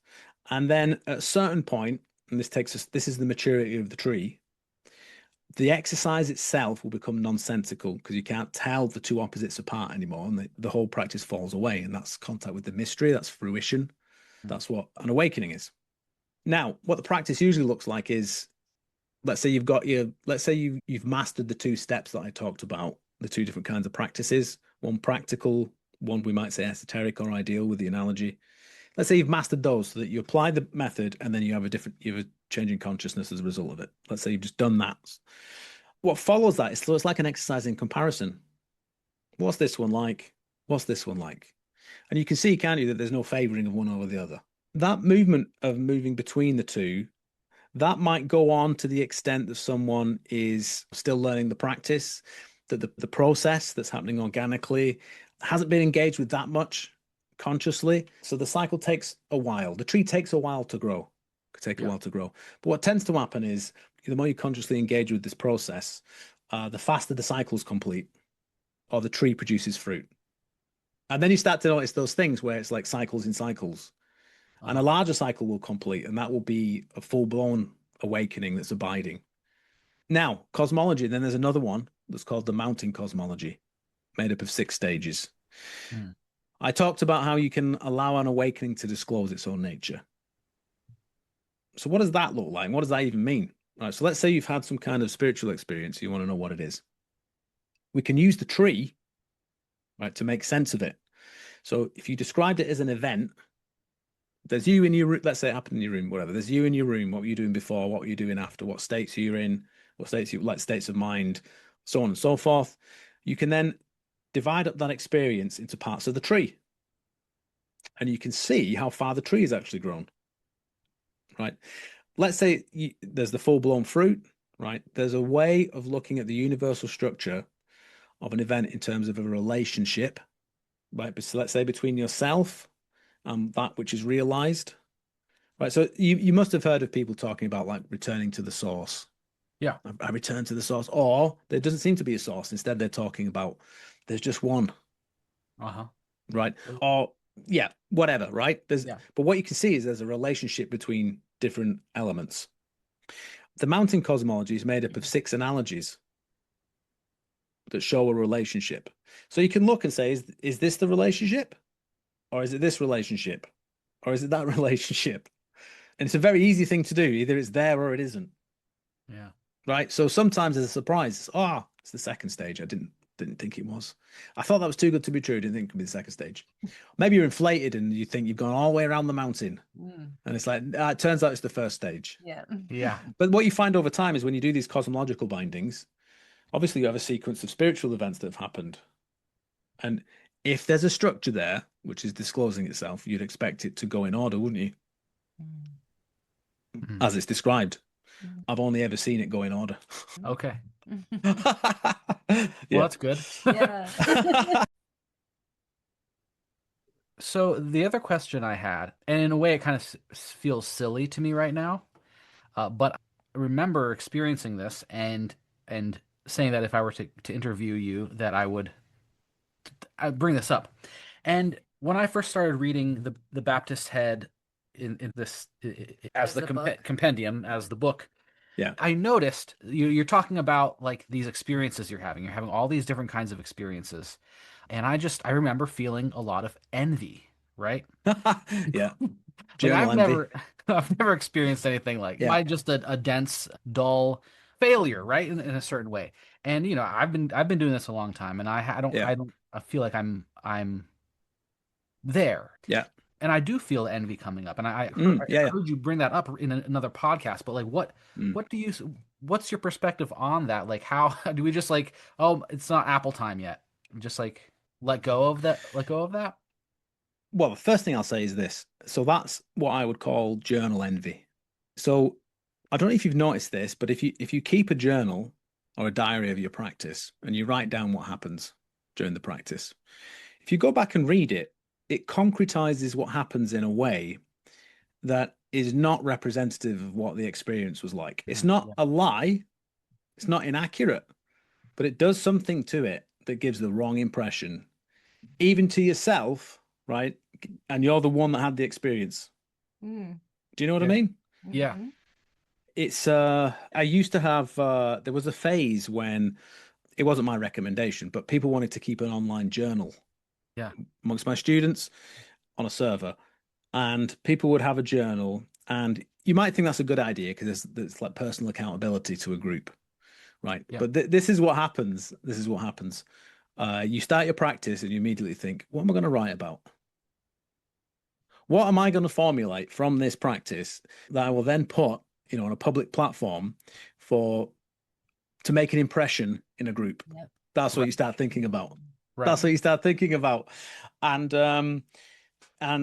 it will lead to like that strange phenomenon that I just described, where people will describe things, and if you read it, you'd be like, my experience is nothing like that. What do they mean? If someone says I'm in a bliss state, what do you imagine? Now, there are if you just introduce one thing, which is this: if you experience bliss, rate it 1 to 10 in terms of intensity. If you just do that, Right. And then what about another detail? How long did it last? Add these two details in, and suddenly it's much more nuanced. There's but if you just read I entered a bliss state.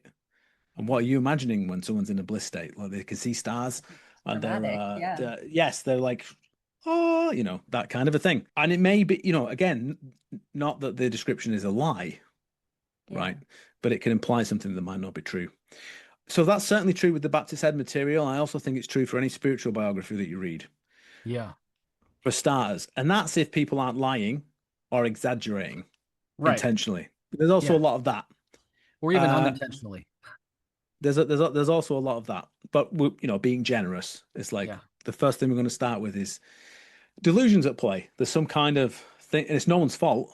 It's just the way that it is. So it's worth keeping that in mind in terms of what bearing your understanding might have on whether you indulge these dramas around envy, that kind of a thing. Yeah. Okay, so you can appreciate that. Then there's the broader question of I mean, where do you start? It's like, are you doing a practice that is serving you? Are you, like, do you have an orientation? Like, because there's very rarely I've had students who, I mean, very rarely, they don't have much content to their experience on the path. And it can seem very, very dry. And then at a certain point, they will notice that things are very different from how they used to be. And it will be awakening and it will be permanent. But if you ask them, like, when did that happen? They'll be like, I don't know when it happened. Now, I can tell you when it happened.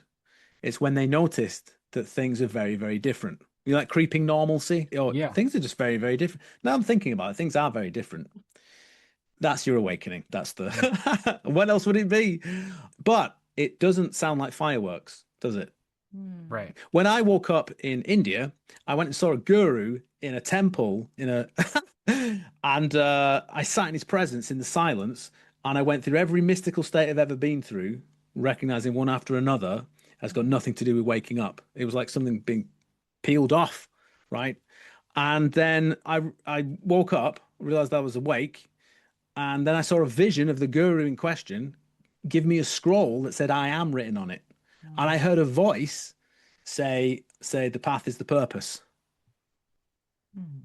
Yeah.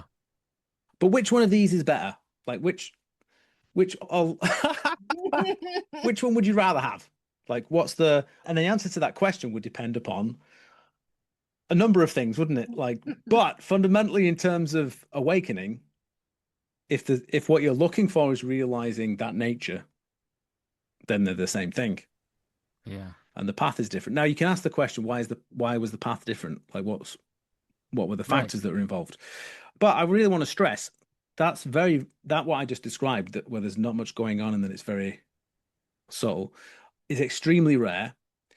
At the other end of the spectrum, which is also kind of rare, are people who seem to accidentally wake up, like they'll do a practice in a crazy way, have an awakening that will, borderline insanity inducing, or they'll see someone experience transmission, same thing, and their life becomes a car crash for a while.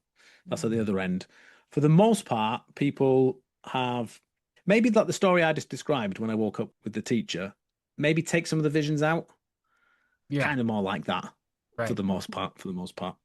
But before I would, before you would go and look at that and say, oh, that's the nature of your path or something like that, there are other questions to ask first, which is things might be dry because you are stuck in a drama and you don't know you're stuck in it. And you're cultivating that drama when you think you're allowing the tree to grow. You might be indulging a counterfeit tree. Yes, exactly. Counterfeit weeds. You might be doing that. It's difficult to say, isn't it? It's very difficult to say. Again, it's very difficult to give general advice because it is, yeah. What always happens if you're going to be on the path, the thing you always have to do is if you ask a question about awakening, it's like which one? Which one? And the one that happened last Thursday. Okay, we're going to look at that one then, and then we're going to allow it to disclose its own nature. Right. Yeah. See, it's already the opposite in an approach to giving a generality about awakenings. So it can be difficult to say. I mean, it could even be something as mundane as just doing boring things. I don't understand. So from a magical perspective, I don't understand why even in that arena so many people are limited in terms of things that they will attempt. Yeah. Or think is worth trying. Like the Holy Guardian Angel thing, or like the thing I talked about with the Great White Brotherhood, that kind of a thing. Just trying it out. Like think of something crazy to do. And I say crazy within reason. As long as you're not going to hurt yourself or anyone else. What, like once me and my friend Duncan, we tried to liberate a demon. Now, that makes a good story, doesn't it? Yeah. We went up an Iron Age bronze fort in Bristol in the middle of the night at midnight, and we evoked a goetic demon, and then I attempted to liberate it. Did it work? Using Tibetan some Tibetan magic. No, it didn't work because that's not what the nature of a demon is. And there was terrible fallout from it, which I just don't recommend doing anything with demons at all in any way, and certainly don't be inflated enough to think you can liberate them. Okay. Because they don't have that nature. That's not the nature that they have. Right. Anyway, now it sounds like I'm recommending people do stupid things like that, but yes, that was it's more like of a what warning. Yeah, it's so yes, it could be. I think that thing about the transmission thing can be an example of it. Like so people want to wake up. Okay, what are you doing? I'm doing noting practice for 5 hours a day. But there's a dude over there. Apparently, if you go and see him, you just wake up. I'm gonna go and try that. I mean, I'll do the practice thing as well, but I think I'm gonna go and try that. That sounds like anyway, so yeah, it's difficult to say, but I will say this as well. I want to make this clear. If we take for a fact that someone interested in waking up really is interested in waking up, it's not for other reasons. Sometimes it can be for other reasons. So let's say it's authentic. There is no reason why awakening should take a number of years. When I do retreats, there's like 4 or 5 awakenings every retreat. It's not difficult if you can make it conscious in the appropriate fashion. And if everything I'm saying is true, hopefully it contributes to it. But it's not that you don't have to suffer with it in the particular way that we've talked about it. You will have to travel through darkness, but you don't have to indulge it. Yeah. It can be more accessible than it is made by much of the culture surrounding it. Yeah. Well, so that also brings into the question, like, what do you actually mean by awakening? Because I could look back at my experience and see that perhaps I could actually interpret that I've had many awakenings, but I still don't have a resolution to the source of my identity. So, what is awakening? Like, and I've also Which one? Yeah. Which one? So we could take one of your awakenings and we could allow it to disclose its own nature, and it will tell us what it is. Yeah. But I could also be deluding myself, and I've just been cultivating weeds for 15 years. Well, it will disclose that as well. Okay. Like, how do you, if you were talking to someone, they say, I've had an awakening, how do you know they're using the words in the same way you're using them? Exactly. Right. Yeah. How do you know if it wasn't just an intellectual realization, they think they've had an awakening? Right. There's a way of seeing whether that's the case. We've got practice for that. Okay. Yeah. So what is that? How do you do that? What? Allow it to disclose its own nature. Right. So think of it this way. I talked about the tree, didn't I? Yeah. That's right. Everything is the tree. You can orient yourself with the tree completely. So here's the first thing you're going to encounter whenever you think about an awakening. It's all the delusions surrounding it, all your dramas around it, what you hope it is. If let's say you're looking at a spiritual event, what you hope it is, what you hope it isn't. Yeah. Your best guesses, your preferences, your anxiety around it, your whatever it might be. And then you can have personal dramas that could be playing out around that stuff. And it's good that that's all there. Great. It's good that it can be there, but we're not going to stay there. What's the rest of the tree? We've got space for that stuff. We're not ignoring it. It's supposed to be there. Okay, but what's the rest of it? Okay. So the rest of it, we can then, being aware of that stuff, and we're not indulging that stuff, we can now just follow the details and let the event disclose itself. The key thing with the cosmological binding practice, which is what I'm talking about, are states and particulars. States meaning the state that you're in, particulars meaning the reason why you're in that state. So there are two kinds of states, conditional states and unconditional states. And how do you know which is which? Because you might think you need a list of states and, you know, to check off your states against, like, if I'm happy, oh, that's conditional, so it's not an unconditional state and so on. But you don't even need to know what the names are. It's just a basic question you can ask yourself. Is the state that you're in, right? Does it require or depend upon anything for you to be in that state? So if you're happy, why are you happy? I got a nice birthday present. Great. I'm happy. Why are you happy? I had an awakening and I'm really happy about it. Okay. But it's still a conditional state. Yeah. With the tree, we can describe the two worlds with the bottom of the tree, right? The bottom of the tree is the conditional world, things in time, right? So anything that requires or depends upon anything else goes in the bottom of that tree. We can make a little list. Oh, feeling happy because I got a present. Feeling happy because I woke up. Feeling anxiety because I feel like something's going to happen. I don't know what it is. Feeling anxious that I hope this awakening is going to happen. Whatever. And you end up describing a world of events, a world of time, a world of conditional things. Now, there may be no state that is unconditional, a state that doesn't require or depend upon anything else. That might not be there, right? If it's not there, then there's nothing to describe for the second world, which means there is no awakening to speak of. It's not even a partial awakening. Intellectual realization. Oh, I realize such and such a thing, whatever, right? It will end up in the conditional box. I guess, Mike, it seems to me that anything that you can describe is conditional. That's exactly. Well, exactly. So if you, yeah, exactly. Yeah, that's why it's miraculous. If you encounter a state, so think of it this way then. I'm going to be generous and assume that you have had an awakening, right? Let's say that's happened, right? Well, let's back up. Let's say you've not had an awakening. One has not had an awakening. Okay. Then you don't know states that don't require or depend upon anything else. Exactly. Right. So you have no contact with that reality. You know nothing about it. All you can describe is this one world, this material world. Right. If you have contact with a state that doesn't require or depend upon anything else. Let's say one has had an awakening. You could say, so first of all, it does require you to understand there's the possibility of contact with something like that, because most people don't even imagine it.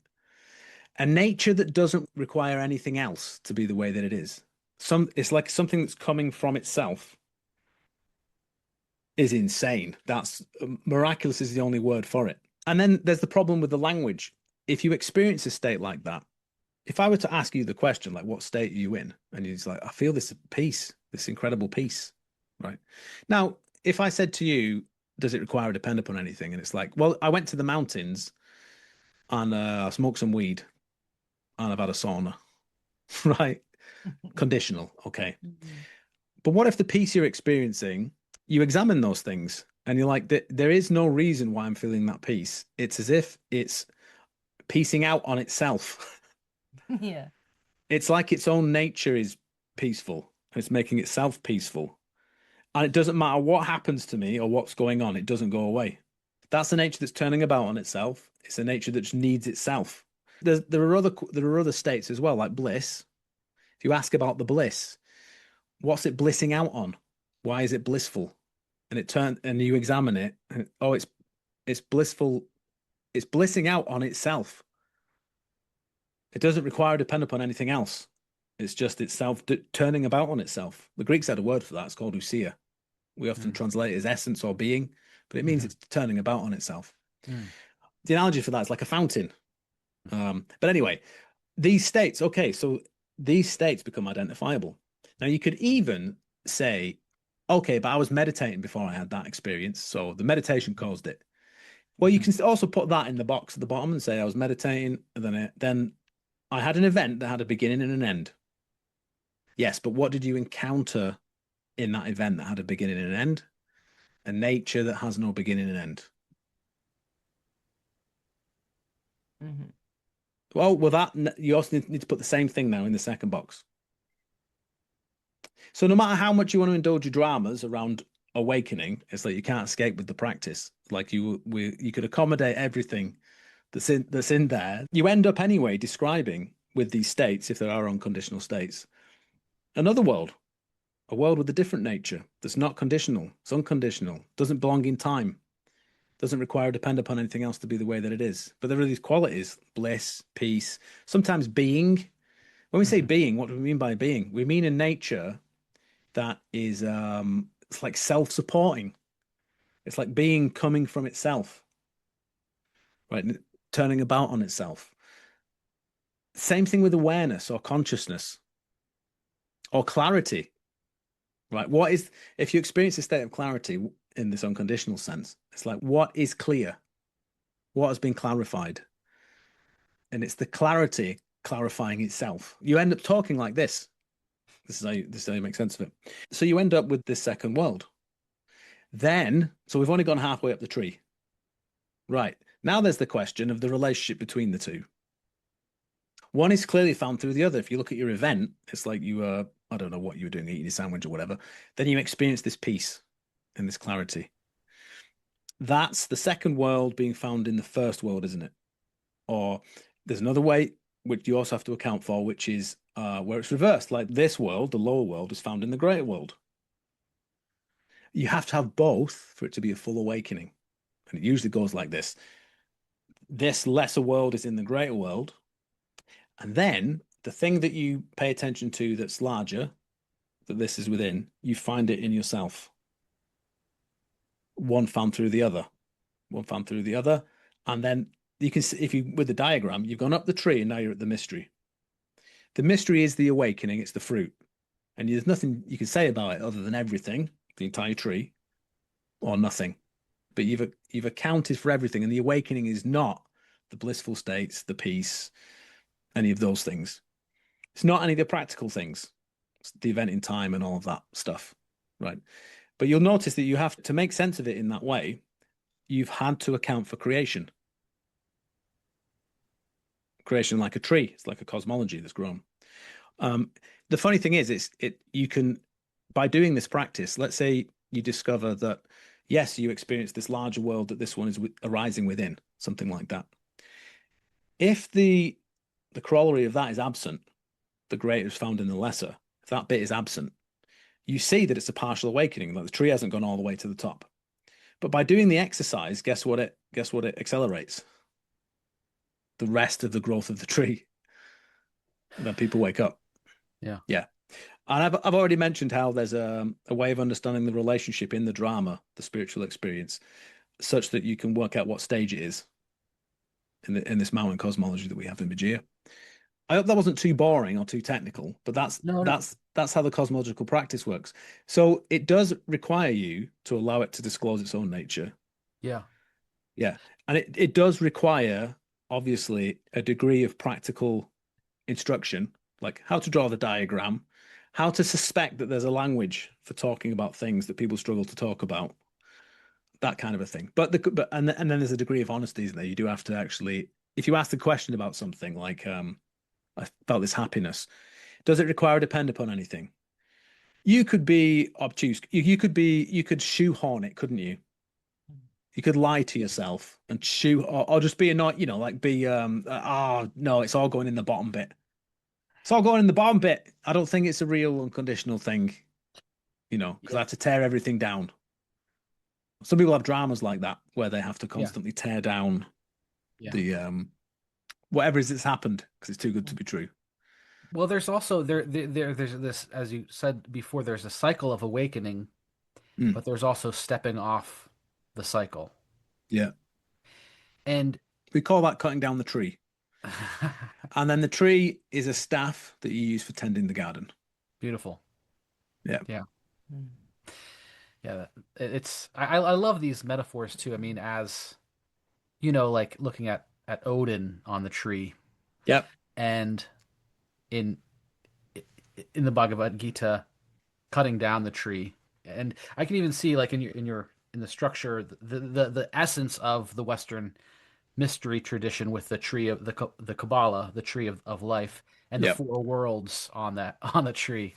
But yeah, I really like that metaphor a lot. Well, I think we've probably taken quite a enough of your time already, but if people want to, so you've got Magia, the Baptist Head Yes. Compendium. You've got some other. How do people get involved in your teaching? Just via my website, barbarouswords.com. Okay. So it's all on there. So there's a podcast that I do with my friend Duncan. There's lots of recordings on there. There's the Magia retreat, as I mentioned, lots of other talks. The book's on there. There will be an official, if you like, version of the Magia book coming out from my publisher, maybe later this year, possibly early next year. But there is an exegesis that I've written for the book that will go along with it. Is that A new Aeon or is it a introduction. different publisher? Yes, it'll be through Aeon. Yeah. Okay, Yeah. great. Awesome. Okay, well, thank you so much for being on the show, Alan. Thank you, Alan. Oh, I should also mention that I'm running a number of retreats this year. Okay. Yeah. Yeah. When's your next one? There's one in Ireland that's a Oh, week long, which is the first one I've done, I think, in 7 years, okay. maybe in person.